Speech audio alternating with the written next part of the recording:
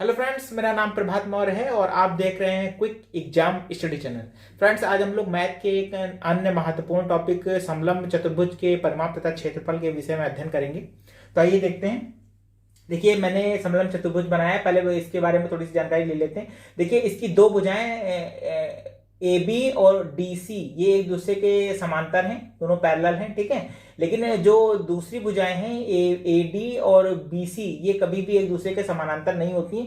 इनकी लंबाई तो सेम हो सकती है, लेकिन ये एक दूसरे के समानांतर कभी नहीं होंगी। और ये जो बीच में दोनों भुजाओं के बीच जो दूरी या ऊंचाई, इसको ऊंचाई कहते हैं। ये जो ए बी और डी सी के बीच की दूरी है, इसी को ऊंचाई इंगित करते हैं, ठीक है। प्रश्नों में दूरी भी दे देते हैं, तो ये याद रखिएगा। दूरी और ऊंचाई दोनों एक ही चीजें हैं। ए बी और डी सी दोनों समानांतर रेखाएं जो हैं, उन भुजाएं जो हैं, इनके बीच की दूरी और ऊंचाई ये दोनों एक ही हैं, ठीक है। अब देखिए, यहाँ पे समलंब चतुर्भुज का परिमाप चारों भुजाओं का योग, इन चारों भुजाओं का योग ही समलंब चतुर्भुज का परिमाप होगा। समलंब चतुर्भुज का क्षेत्रफल का फॉर्मूला 1/2 समांतर भुजाओं का योग, यानी 1/2 समांतर भुजाएं यानी ए बी और डी सी, इनका योग इंटू ऊंचाई, ये जो दूरी है इसकी एच जो मैंने बताई है, ये दूरी, ठीक। फ्रेंड्स, इसमें एक चीज मैं आपको बता दूं कि जो समलंब चतुर्भुज है, इसके परिमाप के क्वेश्चन तो बहुत ही कम आते हैं, क्योंकि इसका परिमाप जब तक आपको चारों भुजाएं ज्ञात नहीं है तब तक आप नहीं निकाल सकते हैं। लेकिन फिर भी मैं एक क्वेश्चन इसका देख लेता हूं, और मोस्टली इसका क्षेत्रफल ही निकालने को आता है। तो हम लोग धीरे धीरे करके जो क्वेश्चन आते हैं, जो परीक्षाओं में आए हैं, वो देख लेते हैं। तो आइए देखते हैं। देखिए, पहला क्वेश्चन देखिए, एक समलंब चतुर्भुज की समांतर भुजाएं क्रमशः 20 मीटर तथा 30 मीटर हैं। शेष दो भुजाएं बराबर हैं, इनमें से प्रत्येक भुजा 15 मीटर लंबी है। समलंब चतुर्भुज का परिमाप ज्ञात करना, ठीक है। तो देखिए, ये समलंब चतुर्भुज है। इसमें लिखा समांतर भुजाएं ए बी और डी सी हैं। तो पहली भुजा की इसकी माप दी है 20 मीटर, और जो दूसरी है उसकी, ये डी सी की माप दी है 30 मीटर, ठीक है। क्लियर। अब देखिए, शेष दो भुजाएं बराबर हैं। अब इसमें बताया है कि ए डी और बी सी ये दोनों भुजाएं बराबर हैं, और प्रत्येक भुजा की 15 मीटर लंबी है। ये भी 15 मीटर लंबी है, और ये भी 15 मीटर लंबी है, ठीक है। तो अब इसका परिमाप निकालना है। तो समलंब चतुर्भुज का परिमाप बराबर क्या होता है? चारों भुजाओं का योग बराबर चारों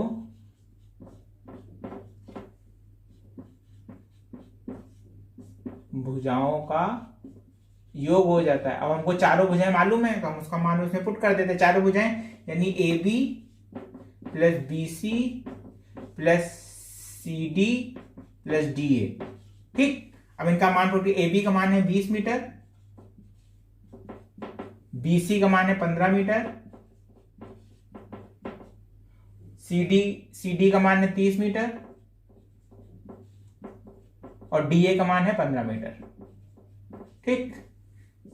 20 और 15 35, चलिए इसको कर लेते हैं। 35 मीटर प्लस 45 मीटर, ठीक। ये कितना हो गया? 80 मीटर। ये हो गया है इसका आंसर।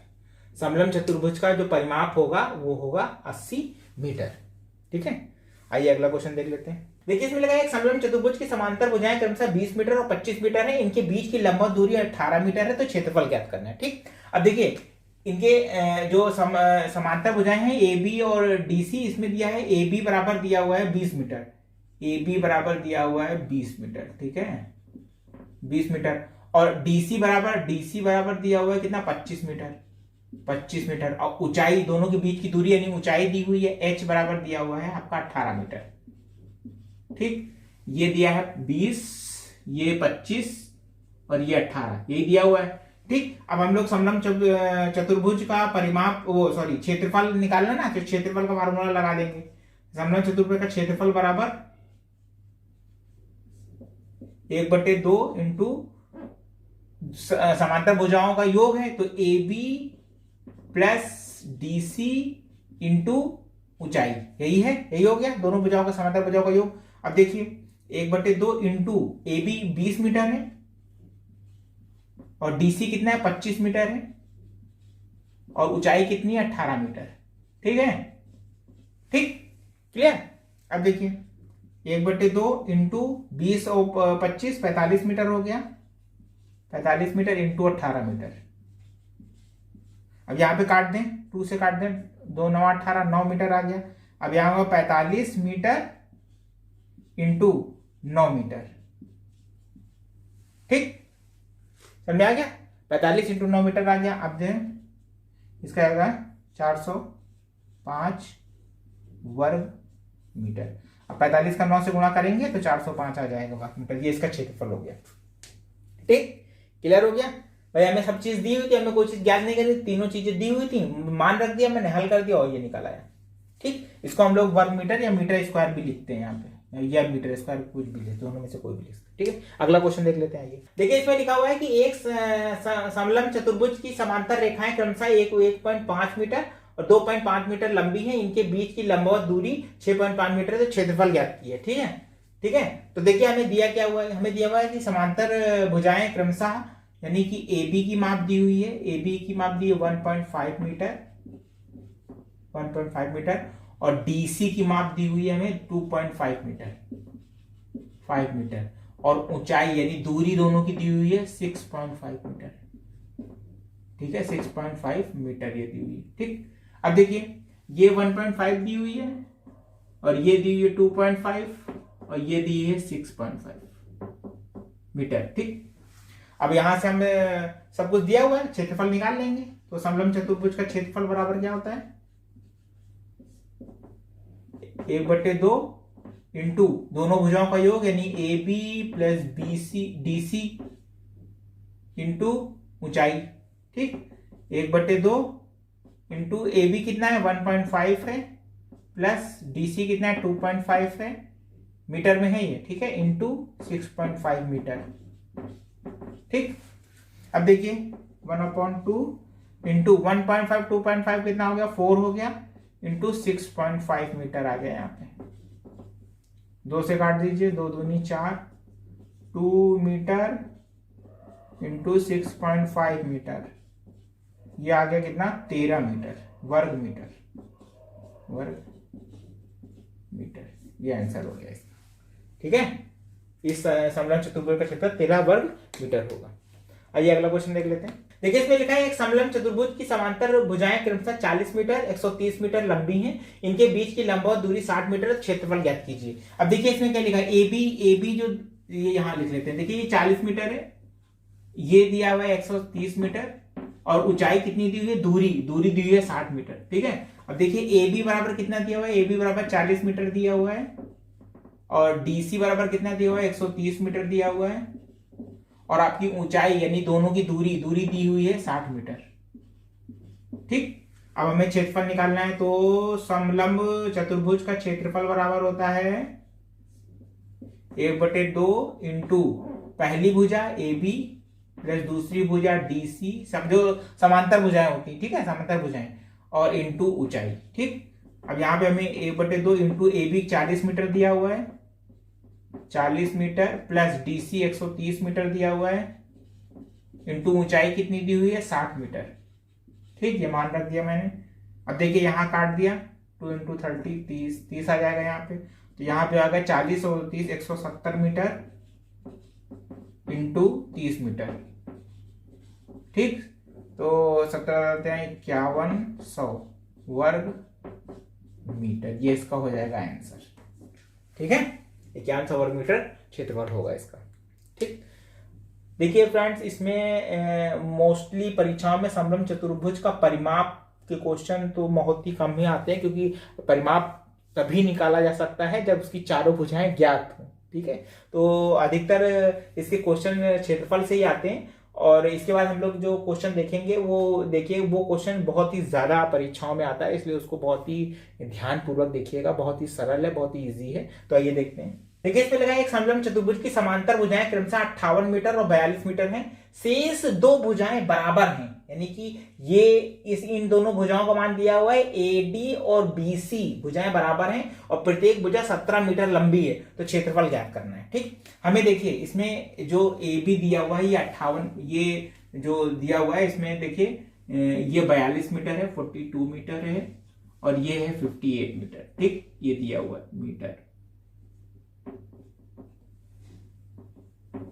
ठीक, और ये भुजाएं दोनों एक दूसरे को बराबर की 17 मीटर की हैं, 17 मीटर और ये भी है 17 मीटर।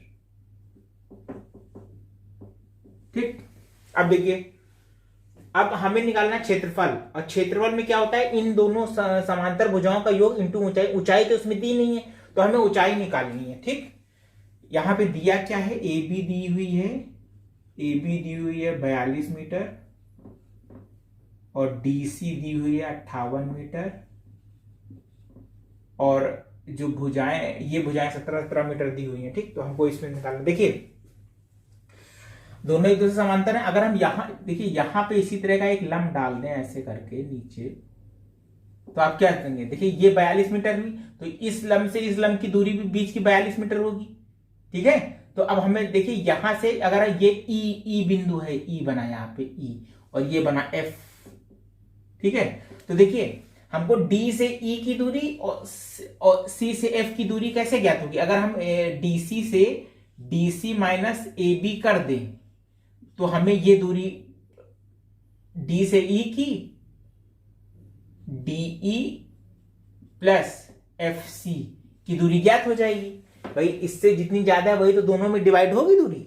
ठीक है, तो हम यहां पे कर देते हैं, डीसी कितना है 58 मीटर है, 58 से ए बी 42 मीटर घटा देते हैं तो कितना हो गया, ये हो गया जाकर के 58 से 42 गया तो 16 मीटर आ गया। अब देखिए डीई बराबर है एफ सी के, क्योंकि ये ऊपर से लंब आया है इसमें, तो यहां पे क्या हो जाएगा, डीई बराबर 16/2 बराबर 8 मीटर। ठीक, तो हमने ये ऊंचाई ये निकाल ली, ये 8 मीटर निकाल ली,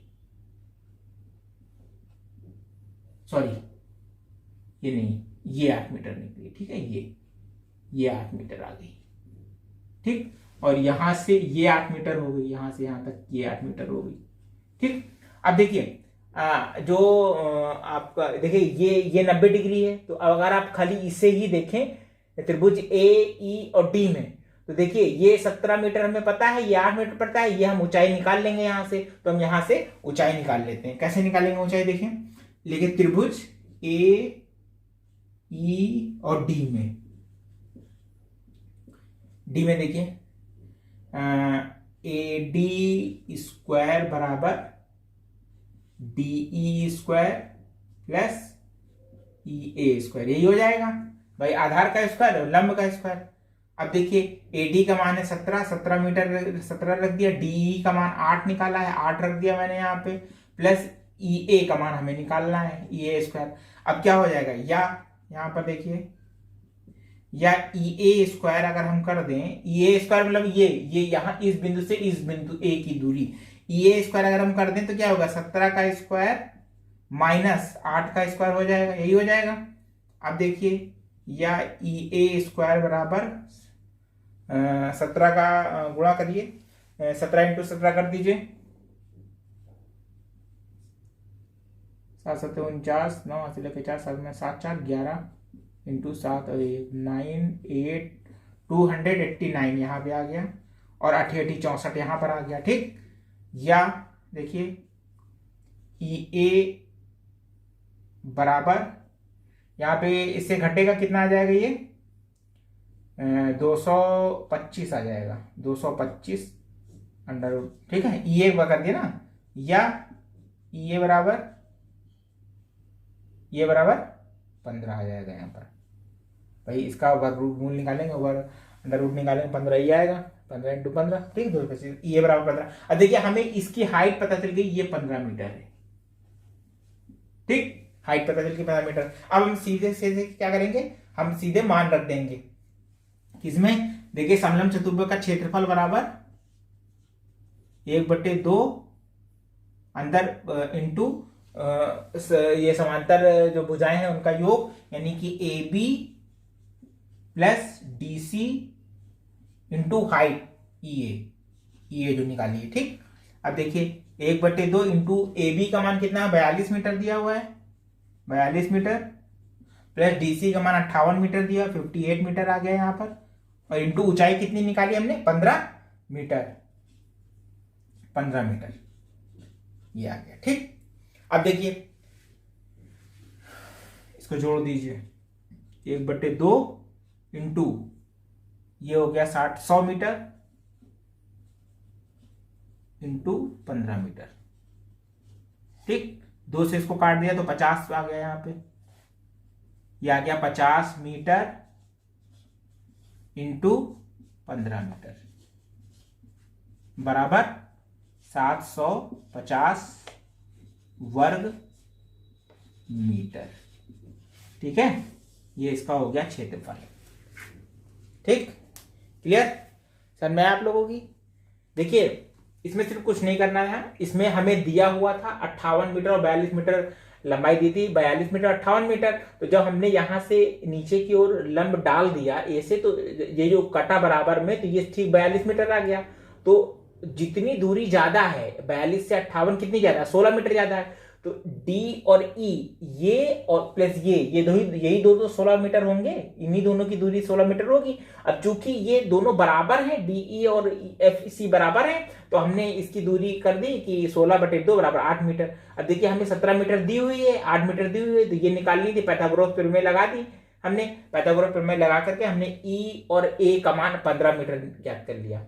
ठीक है, हाइट यानी हाइट जो है ये 15 मीटर ज्ञात कर ली। अब सीधे हमने क्षेत्रफल का फार्मूला दिया 1/2, दोनों समांतर भुजाओं का योग यानी 42 + 58 इंटू ऊंचाई हमने निकाल ली है 15 मीटर। 15 मीटर यहाँ पे सॉल्व कर दिया, ये कट के 750 वर्ग मीटर आ गया यहाँ पे, या इसको 750 मीटर स्क्वायर भी लिख सकते हैं। ठीक, तो फ्रेंड्स ये था आज का हमारा वीडियो। आपको कैसा लगा? अगर अच्छा लगा तो लाइक कर दीजिए, और अगर आपने हमारा चैनल सब्सक्राइब नहीं किया तो सब्सक्राइब कर दीजिए, और बेल आइकन दबाना ना भूलें, क्योंकि ऐसा करने से हमारे नए वीडियो की सूचना आप तक जल्दी पहुंचेगी। तो फ्रेंड्स मिलते हैं एक नए वीडियो में एक नए टॉपिक के साथ, तब तक के लिए धन्यवाद।